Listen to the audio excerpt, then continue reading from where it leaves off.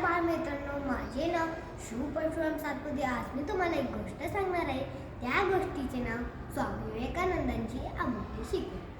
स्वामी विवेकानंद काही कामासाठी अमेरिकेला गेले होते. तिथे एका इंग्रज व्यक्तीने त्यांना प्रश्न विचारला की, स्वामीजी, तुमच्या भारतात आईला सर्वोच्च दर्जा का दिला जातो? का आधी आई नंतर देवाची पूजा करता? स्वामी विवेकानंद हसत हसत म्हणाले.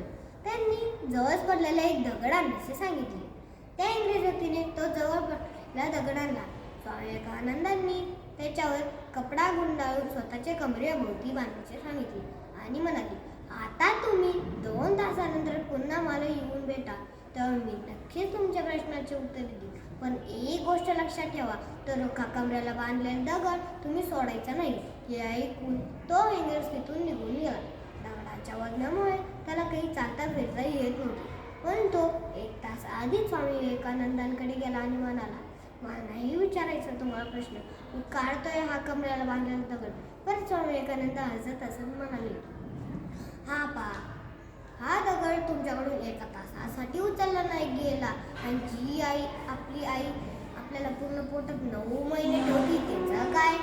म्हणून आमच्या भारतात आईला सर्वात उच्च दर्जा दिला जातो.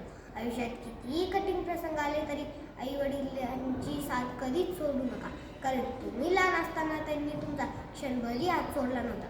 म्हणून आई म्हणजे आधार, आई म्हणजे देवाचा साक्षात्कार, आई म्हणजे त्यागाची मूर्ती, जिच्याकडून मिळते जगण्याची